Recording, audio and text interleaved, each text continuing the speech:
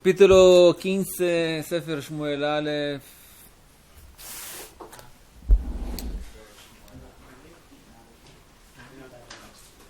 Si me preguntan si hay alguna conexión con la semana, sabes que en la Hasidut se habla mucho que hay que vivir con la Parshat Shavua. Pero la Parshat Shavua simboliza cosas que nos pasan también durante la semana, cómo vivir, cómo aprender, etc. Hay que encontrar solo. Así me parece por veces también nuestro estudio de Tanaj se pasa por veces, hay conexiones muchas veces con cosas, acontecimientos que tenemos en la semana. Interesante que ayer cuando estaba mirando un poco las interpretaciones del capítulo 15 del Sefer Shmuel, encontré que hicieron unas cuentas que la primera guerra contra Amalek se pasó en el desierto, con Yoshua bin Nun atacó a Amalek por medio con el comando de Moshe, se fue en Kaf Het Be'Iyar, 28 de Iyar. ¿Qué pasó en el 28 de Iyar?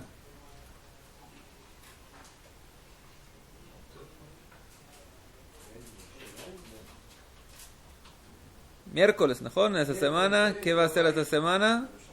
En Jerusalén, que no se pasó.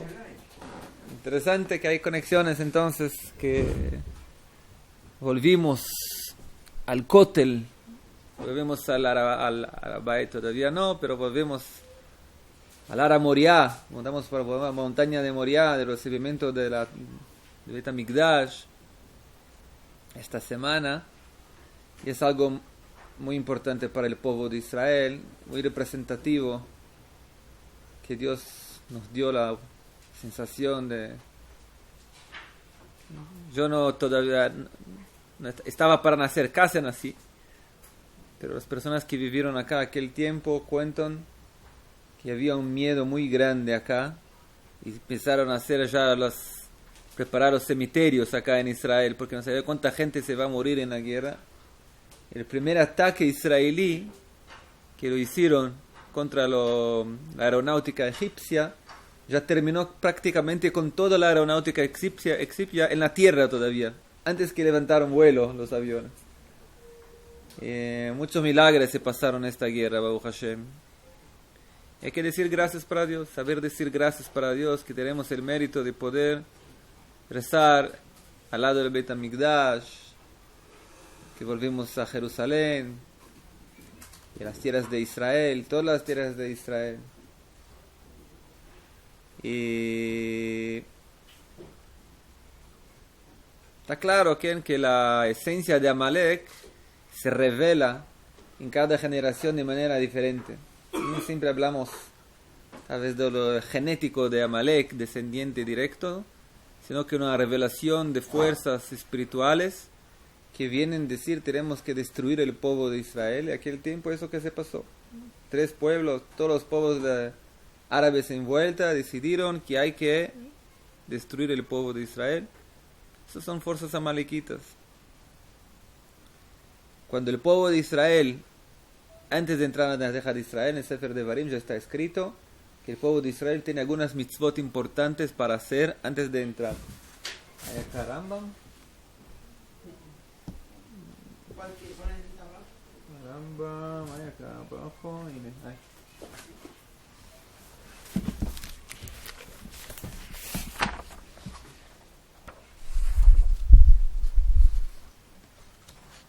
נחלות, משפטים, שופטים, מלכים.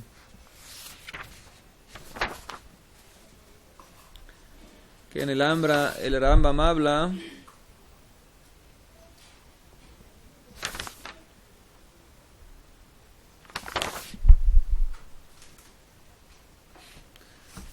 habla de cómo se podemos saber quién es el Melech HaMashiach, quién es el rey, quién es el Mashiach de Israel. Parece que trae antes también las mitzvot, pero se ve la orden también acá, que dice, Im yamod melech mi beit David, si va a levantar un hombre de la casa de David, o geba Torah vosek ba mitzvot que David aviv, que estudia la Torah como David su papá, que fía Torah shebichtav shebe'al peh, tanto la Torah escrita como la Torah oral. V'yikuv kol Israel leilech bao lechazek bedaka. Y va a llevar todo el pueblo de Israel a guardar la Torah. Veilachem ilhamot Hashem. Y va a luchar guerras en nombre de Dios. ¿Qué guerras que va a luchar? Guerras de... ¿Qué? Para conquista, pero también para se proteger, quiero contra alguien. Y ya dicen acá que probablemente son las guerras contra Amalek. Areiz bechezkat shu Mashiach. Se hizo todo eso. Tiene potencial muy bueno de ser Mashiach. ¿Qué pasuk es? Es pasuk, es Rambam, Leyes de Melachim, Leyes de Reyes, capítulo 11, alajá 4. Si hizo todo eso, no es Mashiach todavía. Quiere decir que tiene una buena indicación, tiene una buena posición, un buen candidato a Mashiach, vamos a decir así. Se hizo todo eso, y Masabe Itzliach, pero se hizo todo eso, consiguió, venció, y también construyó el templo sagrado, y trajo todo el pueblo de Israel en vuelta a la tierra de Israel. Ahí es un Mashiach con certeza. O sea, hay orden en la casa para conocerlo. ואז יתקן את העולם, לעבוד את השם ביחד, y va a traer todo el mundo para trabajar a Dios juntos, etcétera, etcétera, etcétera. O sea, antes de la construcción del templo, hay una mitzvah de destruir Amalek. En otro lugar, el Rambam trae eso claramente también, no me acuerdo de dónde. Que me parece que acá él trae...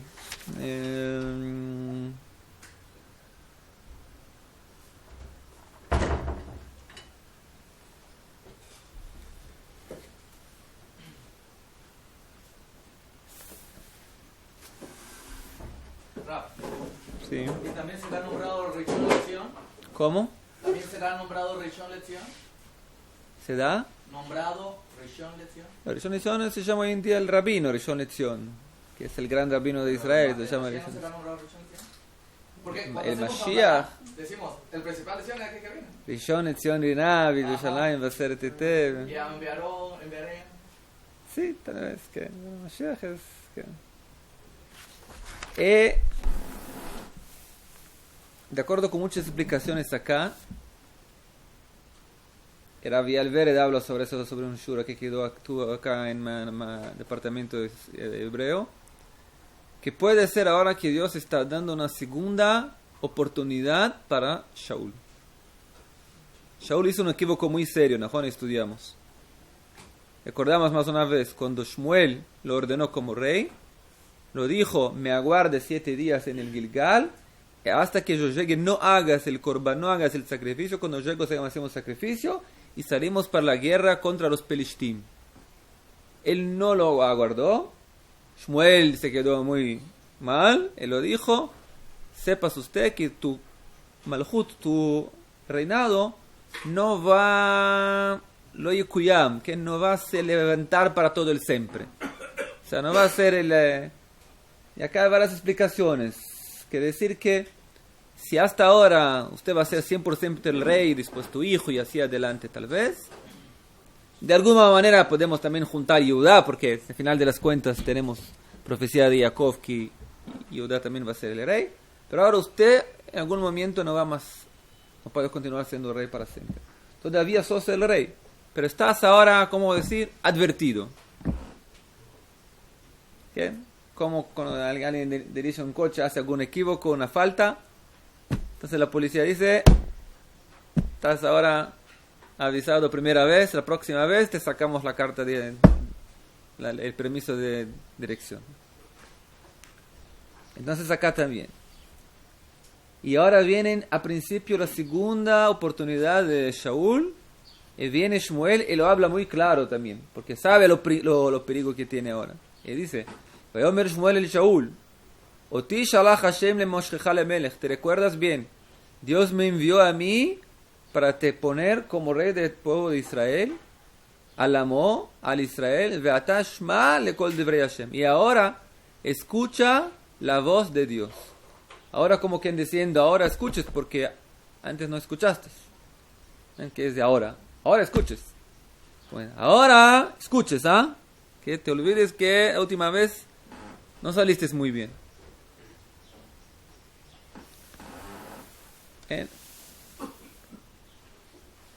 Claro, es decir, que el Mashiach, Besrat Hashem, será el tikkun de Reb Shaul.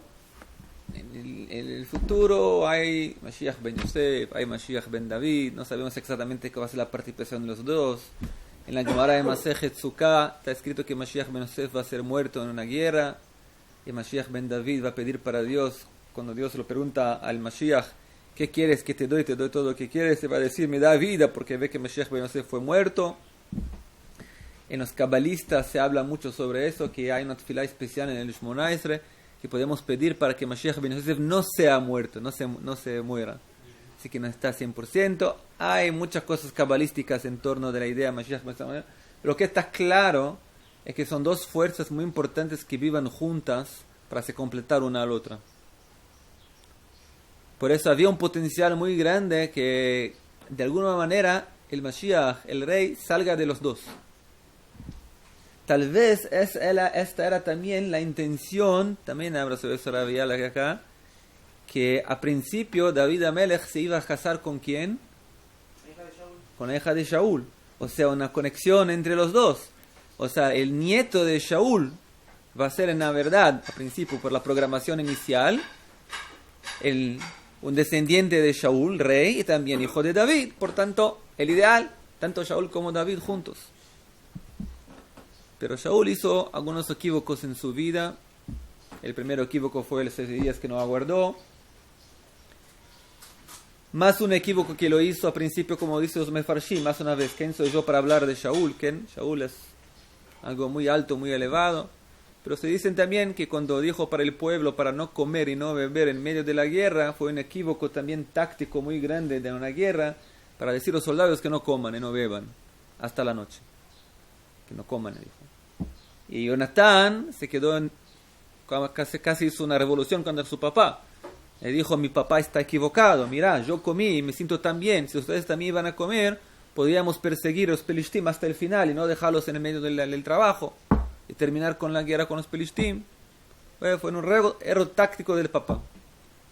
Hasta tal punto que él dijo también que Shaul a principio salió de la guerra con los Pelishtim muy bien, venció el pueblo tan grande y todo, pero al final de las cuentas, ¿quién venció la guerra? ¿Quién fue el héroe de la guerra? Jonatán, ¿no? Contamos la historia. Jonatán atacó el campamento suelo con su ayudante. Jonatán fue el héroe de la guerra. Y no solo eso, que después ataca a su papá también. Yo salí de la guerra y el papá lo quería matarlo porque pasó sobre el Jerez, me comió la comida que no debía. El pueblo dijo, es un absurdo matar el hombre que salvó toda la guerra, y por eso hicieron una capará, pagaron, hicieron una, ¿cómo se dice? Livdot. Hay una palabra, una traducción para eso, es como un pagamiento para el santuario en nombre de Jonatán, como si fuese un sacrificio en nombre de Jonatán para que no muera. O sea, eso el pueblo casi hizo una rebelión contra Shaul. ¿Qué? ¿Estás loco? ¿Vas a matar a Jonatán? ¿Que hizo la Yeshua Agdolá? ¿Que hizo el salvamiento tan grande del pueblo de Israel? ¿Qué es? Es un absurdo. O sea, Shaul no salió muy bien de la guerra de los Pelishtim. Tal vez por lo contrario, el pueblo empezó a mirar más a Jonatán. ¿Quién sabe? Jonatán puede ser el verdadero rey del pueblo de Israel. Mira, tiene emuná, creencia, va en la guerra, sabe lo que es importante en la guerra, tácticas de guerra y todo. O sea, salió Shaul un poco... Y acá tal vez viene, a pesar que después está escrito también que Shaul hizo muchas guerras también contra todos los reyes en vuelta y venció y todo, su posición mejoró con el tiempo, pero ahora viene Shmuel y lo dije, mira, ahora hay que aprovechar el momento y terminar completamente con Amalek. La primera opción de terminar con Amalek, ¿cuándo fue? En el desierto, ¿no? Como hablamos, cuando Yoshua luchó contra Amalek. ¿Por qué Yoshua no terminó con Amalek completamente en el desierto, junto con Moshe? ¿No? Rashi dice allá que está escrito Vayahalosh Yoshua et Amalek al Pijaret, que lo hizo, enflaqueció. solo. No lo mató completamente, solo enflaqueció a Amalek. Dice Rashi, al pi ma she'akadosh baruj hu tziva lo, que lo hizo de acuerdo con lo que Moshe recibió de Dios, para no aniquilar completamente a Amalek, solo enflaquecerlo. O sea, Dios dijo, no es todavía mientras tanto el momento cierto. Ahora acá viene Shmuel y dijo, mira, si quieres, el momento cierto ahora para terminar la historia, terminar Amalek. ¿Qué es terminar Amalek? Terminar quiere decir, dice terminar Amalek, y la continuación es como vimos en el Mashiach, construir el Beit HaMikdash, empezar la época mesiánica en Israel, está todo tranquilo. Esa es la oportunidad. ¿Por qué es la oportunidad? Porque la fuerza de terminar con Amalek viene de la familia de Rachel. La fuerza de el gobierno está cierto de Judá, pero la fuerza de luchar contra Amalek, hablamos muchas veces, Amalek es Esav, y Esav ya está escrito que vienen de la familia de Benjamín, de Yosef, son las fuerzas que tienen capacidad de luchar contra Amalek, contra Esav. ¿Quién más luchó contra Amalek también? Mordejai, contra Amán. Mordejai viene de Benjamín, ¿no? Porque tenía la fuerza de luchar contra Amalek. Y acá también viene Shmuel y dijo, luchas contra Amalek, esa es tu prueba. Si vences esta prueba, tal vez olvidamos el pasado y empezamos una nueva época para el pueblo de Israel.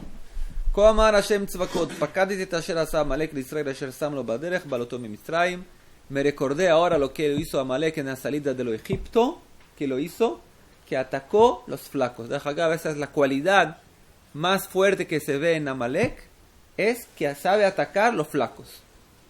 Sin interés ningún territorial, sin ningún interés ningún de autoprotección contra la guerra. Amalek atacó el pueblo de Israel simplemente por odio espiritual de un pueblo que representa el nombre de Dios. O sea, la lucha de Amalek contra el pueblo de Israel es una lucha contra Dios. Por eso Amalek representa una lucha contra Dios. Es un pueblo que no se puede concertar. Hay discusión en la halajá.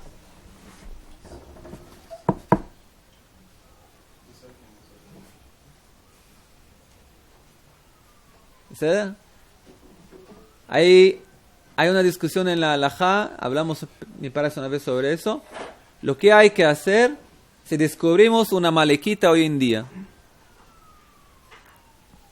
¿Qué?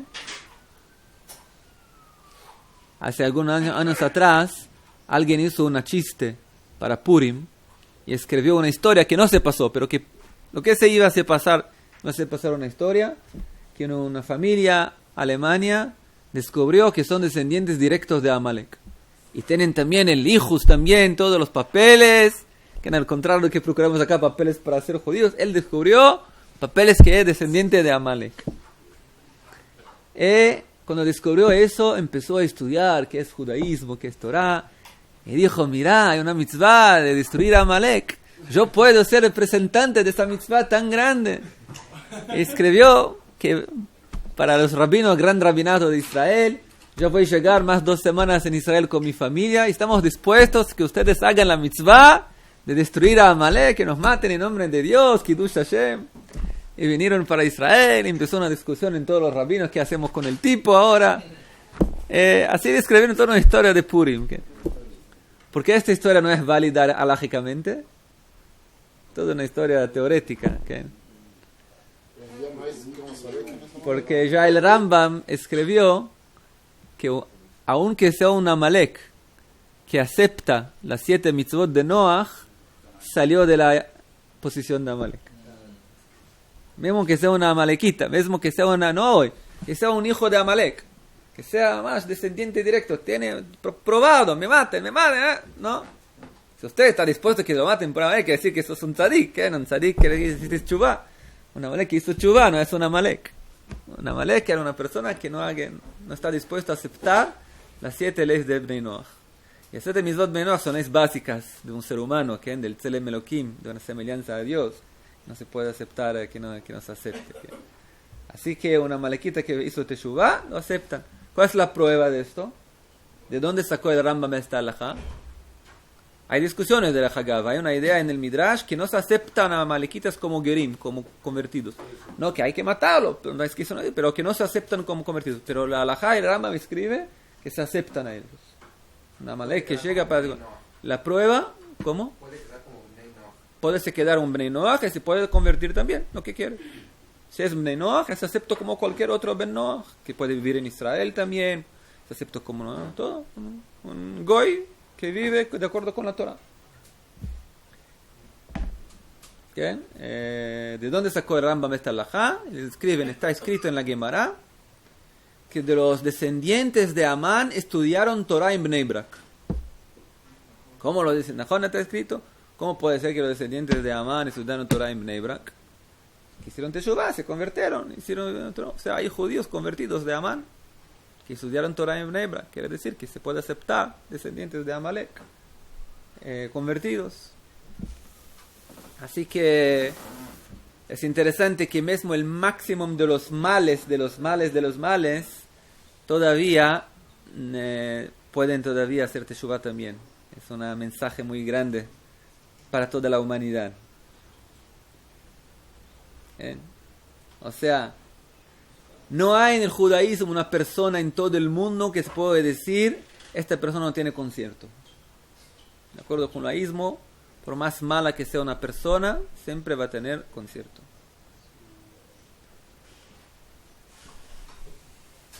Dice Dios entonces, Atalech veikite tamalek veacharamtem et kol asher lo velo tachmor alav veamatak miish vead isha meolel vead yonek mishor vead set migamal vead chamor. Hay que destruir ahora a Amalek. Todos son hombres, mujeres, niños, crianzas, animales, camellos, gado, bovinos, vacas, todo. Para que no se diga que esta vaca pertenecía a Amalek, destruía todo. Es una orden muy difícil. Y durante generaciones se habla mucho.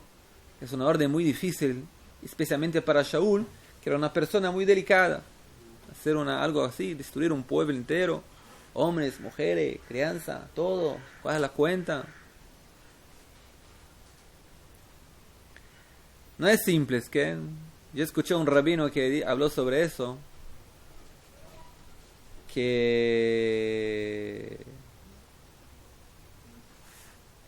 en la verdad está claro acá también, que estamos hablando de amalequitas acá, que no aceptaron las leyes de Noach, que iban a hacer Teshuvah. Si Dios iba a saber que los amalequitas de acá que están hablando podrían hacer Teshuvah, o que están dispuestos a hacer Teshuvah, podría decir a Shaul, digas a ellos que hagan Teshuvah o que van a ser muertos. Como lo dijeron para todos los pueblos acá en Israel. Cuando Yoshua llegó a Israel, dijo, quien quiera hacer Teshuvah y ser Sheva Mitzvot, ser Bnei Noach, podría hacer Teshuvah también, pero no lo aceptaron. Así también me parece el Rambam trae. Acá también está claro que al principio se iban a hacer Teshuvah, pero Dios, como sabía todo, como sabe todo, sabía que es un pueblo que no va a hacer Teshuvah. No solo que no va a hacer Teshuvah, como es un pueblo que representa el mal del mundo, la peor manera posible. Y no solo que van a hacer Teshuvah también, como las crianzas que van a crecer, son crianzas que van a crecer en la misma educación de los papás. Está escrito sobre Moshe Rabbeinu que antes que mató el egipcio, miró a derecha y a izquierda. Y dice Rashi que miró con Ruach HaKodesh, con su nevuá, con su profecía, si va a salir a alguien de él, algún descendiente, que va a hacer algo de bueno en el mundo, que no vale la pena, no se puede matar a los egipcios. Y cuando miró que todas las generaciones futuras de este egipcio es todo mal, ahí lo mató. Acá también, que está claro que si Dios iba a saber que de esos amalequitas que estamos acá iba a salir algo bueno, no le iba a matarlo. Pero Dios miró y sabía, de acá, de este pueblo, nada de bueno va a salir.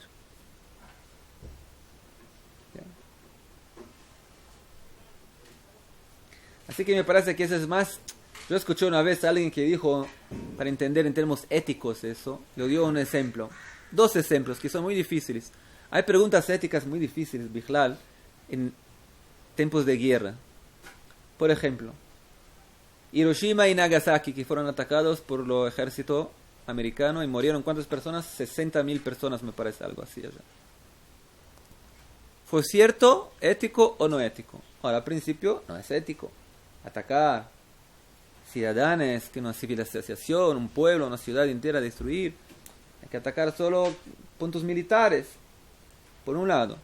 Por otro lado, la arajá, ¿cómo se dice? Las cuentas que lo hicieron los americanos era que si van a continuar haciendo guerra contra los japoneses y luchar contra ellos, la cantidad de personas que van a ser muertas van a ser 1,5 millones de personas en la guerra contra Japón.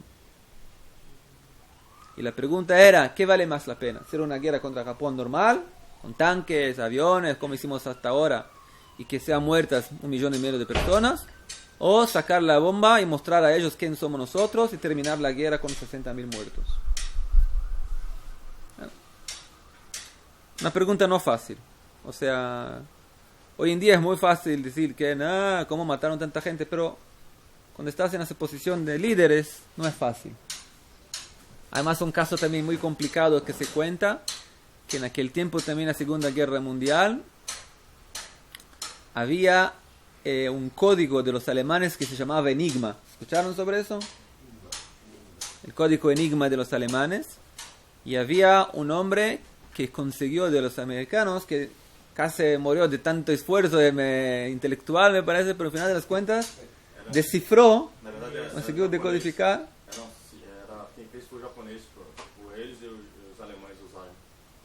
Un japonés hizo para los alemanes, pero quien descubrió un americano descifró, hizo decodificación del código, y de aquel momento adelante, ¿cómo? Inglés o americano, me parece americano. Un inglés, está cierto, perdón, un inglés, sí, porque la continuación de la historia va por los ingleses, está cierto. Un inglés, perdón, no sé, no me acuerdo el nombre porque no acuerdo ningún nombre, como saben ustedes. Y de aquel momento está algo muy importante, que el ejército inglés puede saber todas las cuentas del ejército alemán ahora, cuándo van a atacar, no van a atacar, qué van a hacer, qué van a hacer.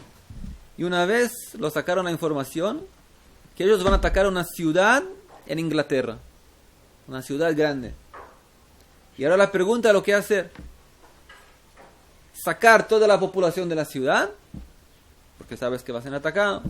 Pero si toda la población va a ser evacuada, los alemanes van a descubrir que tienes el código, ¿no? Porque está claro, ¿cómo sabían cómo evacuar toda la ciudad antes del ataque? Porque sabían el código. Entonces la continuación de la guerra está comprometida ahora. Entonces Churchill decidió que no va a hablar nada. Va a dejar la historia continuar normal. Y fueron muertos mucha gente aquel ataque. La historia cuenta que aquella noche se embriagó con vino porque no podía imaginar que están siendo atacadas personas y él no podía hacer nada. O sea, un líder por veces tiene que tener una fuerza muy grande, ética también, para saber, ¿cómo decir? Ir contra el corazón. Ir intelectualmente y no contra el corazón. Si Dios vino para Shaul y lo dijo, mira, hay una misma única en la historia ahora, para terminar con el mal del mundo, y mucho bien va a salir de eso. Solo haciendo las cuentas, si Shaul iba a destruir todo Amalek aquel tiempo, con certeza millones de judíos no iban a ser muertos por la historia. No solo judíos también. La fuerza amalequita llevó a la muerte de, me parece, 100 millones de personas.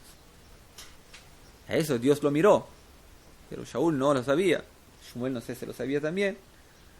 Pero más una vez, por veces, no quieras ser más misericordioso que Dios.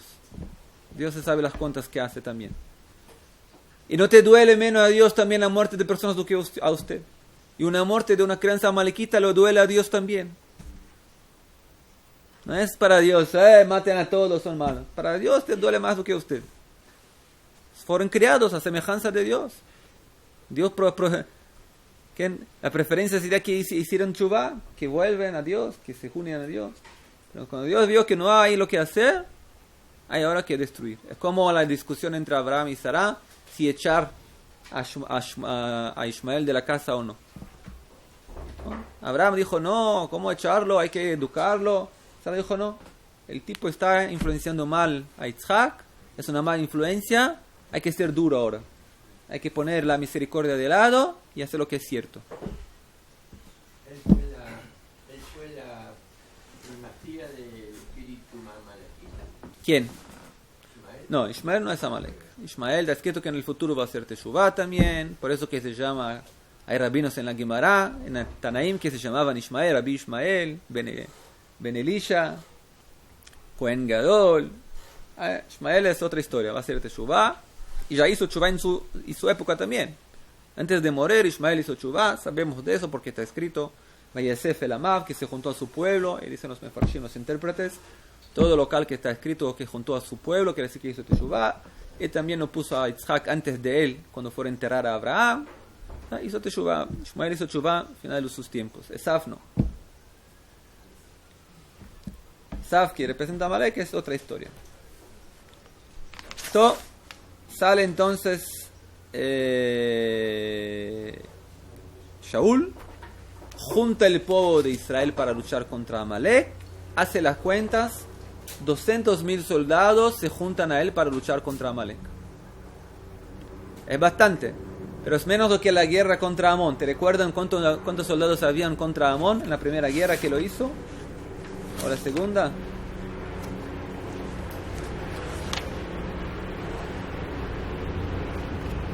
¿Es el ejército de Shaul qué es?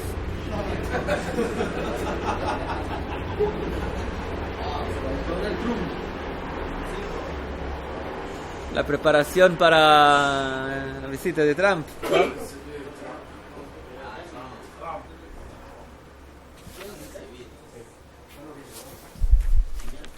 Que si me recuerdo bien, en la lucha contra Amón habían 300.000 soldados. ¿Por qué ahora solo 200.000 y no 300? ¿Dónde están todos? Y acá hay del Yehudá hay 10.000. 200.000 y más 10.000 de Yehudá. 10.000 de Yehudá no es mucho. Había mucho más soldados de Yehudá. En el pueblo de Israel me parece que también podían haber mucho más soldados, como leímos que habían en Amón. Vamos a ver cuántos habían con los Pelishtim que se juntó.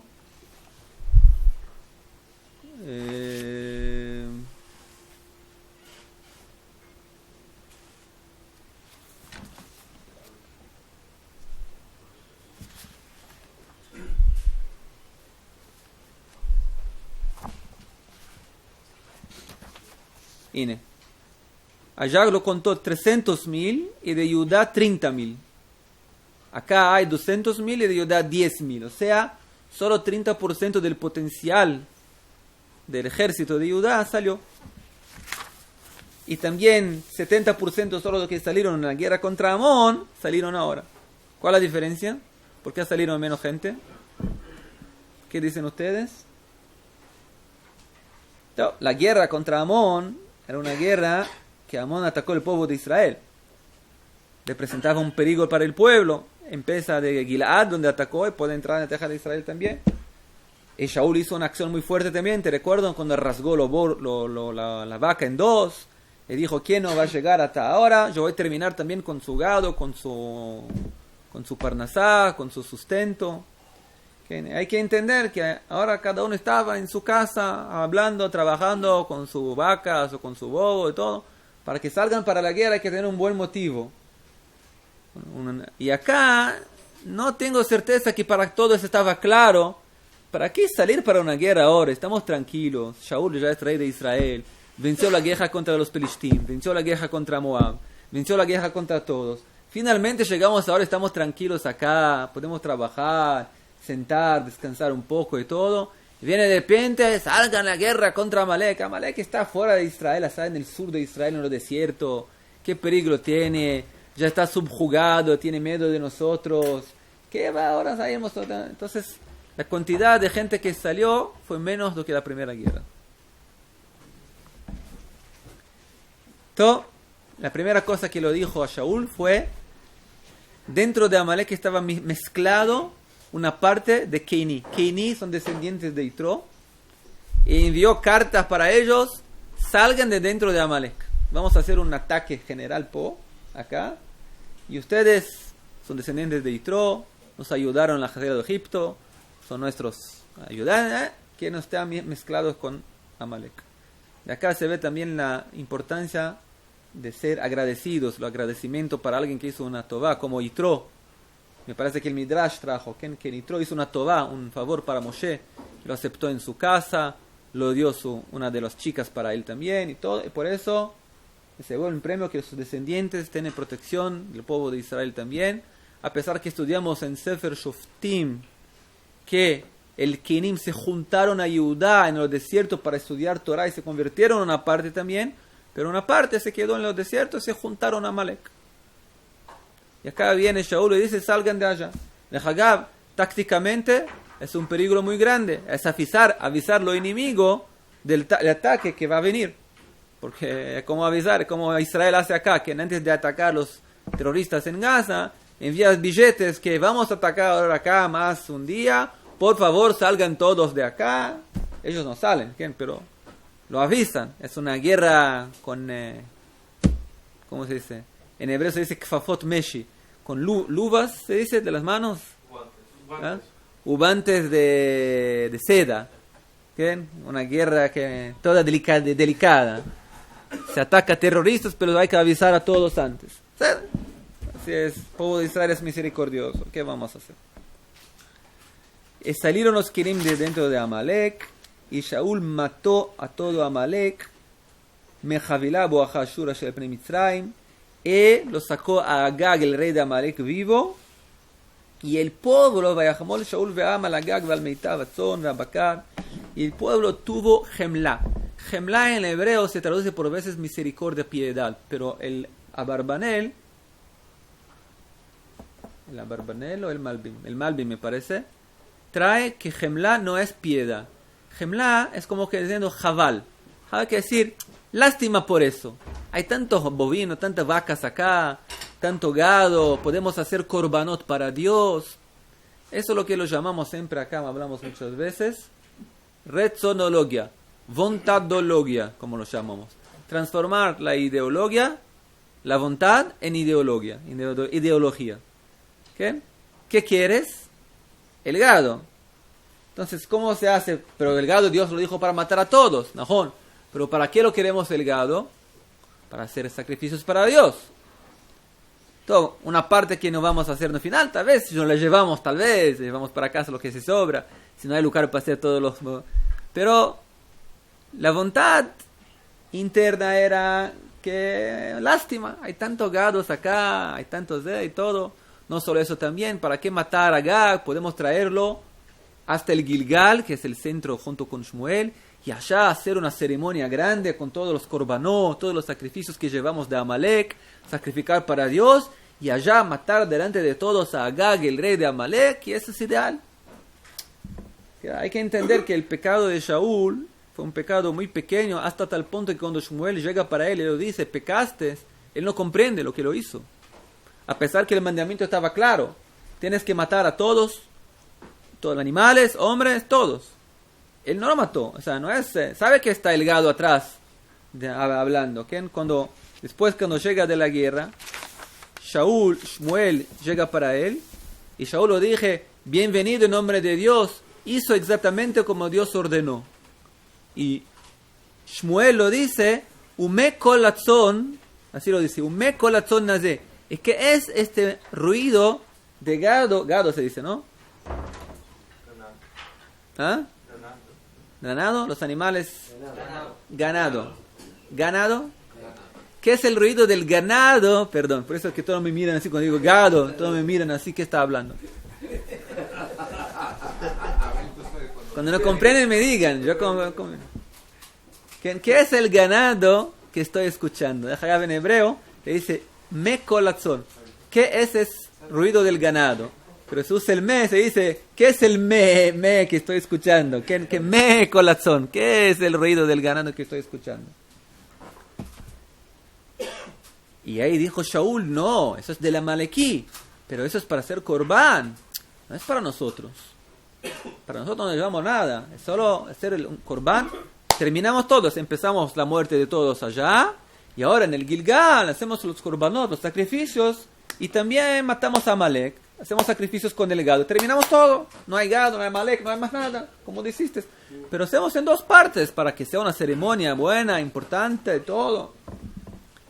O sea, el pecado acá es muy delicado, que la intención es buena, pero había dentro del... Vamos a ver cómo Shaul habla con él. Shaul, yo voy a decir lo que Dios me dijo por la noche. ¿Y qué dijo Dios por la noche para Shmuel? Nihamti, yo estoy arrepentido que lo puso a Shaul como rey.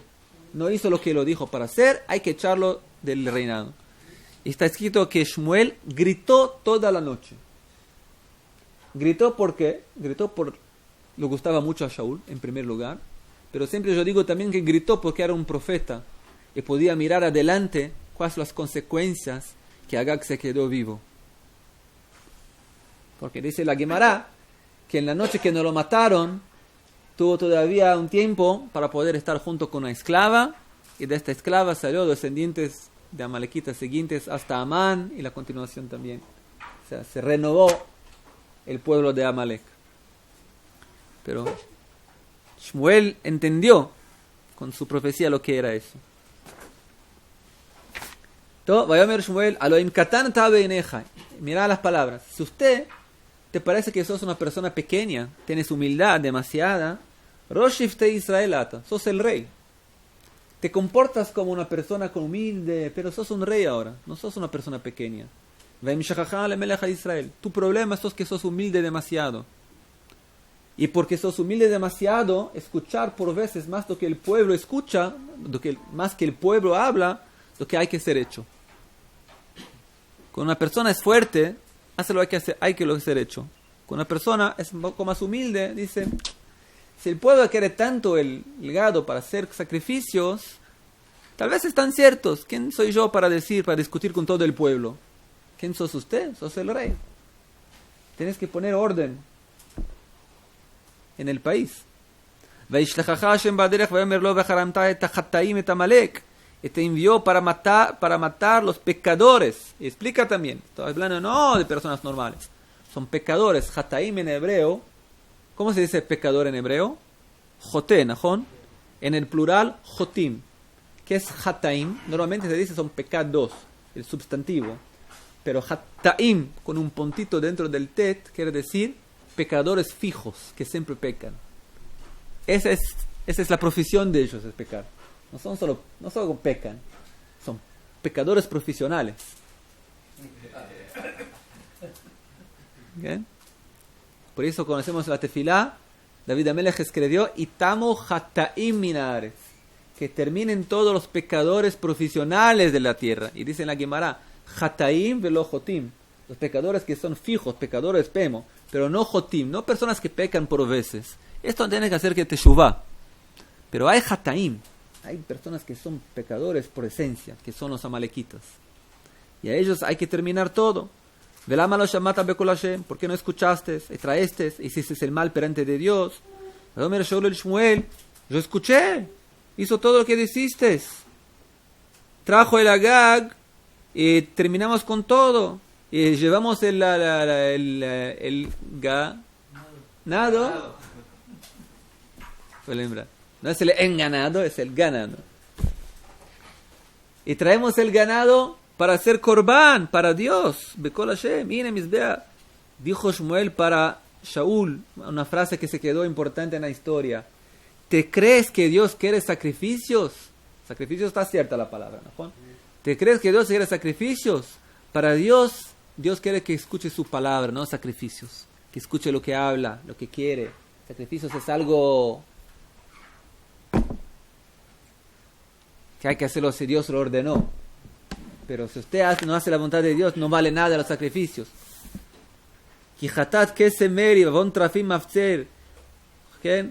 Cuando haces un sacrificio que no es ordenado por Dios, es solo una feiticería que estás haciendo. No es nada, no tiene valor.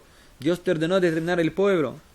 Shaul el Shmuel, ahora después de la tercera vez que habló con él, dijo, mira, hatati Hashem, yo pequé. Está cierto. Realmente, yo reconozco que tuvo miedo del pueblo y por eso fue atrás de la voluntad del pueblo, y de acuerdo con eso yo crié toda una ideología de lo que hay que ser hecho en la guerra. Y ella ya es la segunda vez que escuchó el pueblo al vez de la palabra de Shmuel. La primera fue en Gilgal, que el pueblo presionó para hacer el sacrificio antes de la llegada de Shmuel, y él aceptó la voluntad del pueblo también. Dijo Shmuel, un rey que escucha la voluntad del pueblo al vez de la voluntad de Dios, aunque que no percibió, no merece ser el rey. Un rey es un rey que hace la voluntad de Dios y no teme el miedo, no mira todo el tiempo lo que el pueblo está queriendo hacer. Y más una vez, en el momento que lo hizo el pecado, Shaul no percibió que está haciendo la voluntad del pueblo. Tenía que venir alguien para él y explicarle, mira, hiciste no la voluntad de Dios, la voluntad del pueblo. No, Mapitomo, hizo la voluntad de Dios, sacrificios para Dios, quería hacer. No, piensa bien, ¿por qué hiciste eso? En la verdad tenías que destruir todo allá, en el momento. Lo que hiciste fue por presión del pueblo. Y ahí después que pensó, es verdad. En una de las cuentas lo que estaba dentro de mí es hacer la voluntad del pueblo. Es algo muy delicado el pecado de Shaul acá.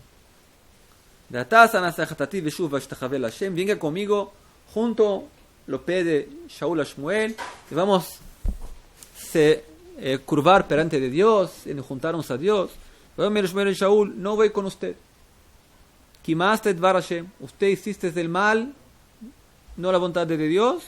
Dios también no quiere estar con usted. Si Dios no quiere estar con usted, yo también no quiero estar con usted. Si lo habla muy duro. Vayasef Shmuel alejet. Y Shmuel se volvió para seguir. Y Shaul lo agarró en la vestimenta. Y Shmuel continúa andando para adelante. Y se rasgó la vestimenta. Y Shmuel lo mira y lo dice: de la misma manera que esta vestimenta está rasgada, Dios rasgó tu reinado para siempre. Que imagina la situación. ¿Qué? Y dice Shaul: está cierto, yo pequé, pero dame una oportunidad para que perante los pueblos de Israel tenga todavía el respeto del rey, entonces me acompañe, venga junto conmigo para hacer el corbán. Y ahí Shmuel concordó y vino con él, y Zahabu hicieron un corbán, y cuando llegaron para hacer el corbán en el Gilgal, dijo Shmuel: tráeme a Agag. No Shaul, Shmuel ya. Que es también ya mostrando un poco para el pueblo que el reinado va a ser trocado ahora. ¿Qué? Como quien diciendo, el reinado salió de Shaul para Shmuel más una vez, y Shmuel va a transferirlo ahora para otra persona.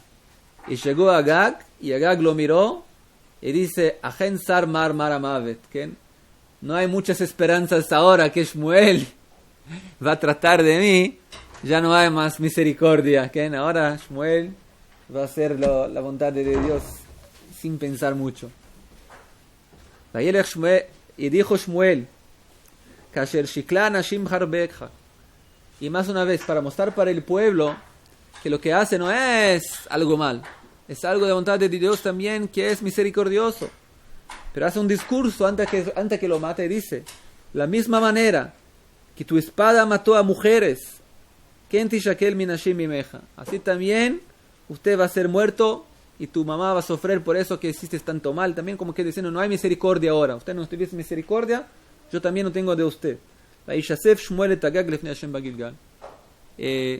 Shmuel lo mató en el Gilgal a Agag, el rey de Amalek. Shmuel a Ramata, y Shmuel volvió a su casa en Ramata. De Shaul fue para su casa en Givat Shaul. Y no volvió a verlo Shmuel a Shaul hasta el día de su muerte. Fue la última vez que los dos se encontraron. Es un perek muy trágico, ¿qué? Para Shaul especialmente. Quitabel Shmuel el Shaul. ¿Por qué? No porque lo odiaba, pero gustaba tanto, no podía mirarlo. Estaba enlutado por Shaul. Kiniham Hashem kimlichet Shaul al Israel. Hashem Niham. Dios se volvió atrás del reinado de Shaul Y Shmuel se quedó muy mal solo de imaginar que Shaul va a perder el gobierno, pero le gustaba tanto. Se quedó enojado y no quería mirarlo más hasta el día de su muerte. De acá para adelante empezamos entonces una nueva época, que el reinado, el Ruach Hashem, que es el espíritu divino de Dios, va a salir de Shaul. Y ahora hay una mudanza de planos y vamos a empezar la época de David. Pero eso ya estamos tarde, 11:15. Continuamos esta semana que viene, Bezrat Hashem. Tenemos una semana con felicidades, con buenas noticias, Bezrat Hashem, para el pueblo de Israel. De la misma manera que Dios nos hizo milagros grandes hace 50 años, exactamente me parece este año, ¿qué? 50 años de la conquista, de la reconquista de Jerusalén. A decir, Dios también tenga misericordia del pueblo de Israel, nos haga milagros, para que Bezrat Hashem no tenemos más guerras en el mundo, podemos tener paz para todos, Bezrat Hashem.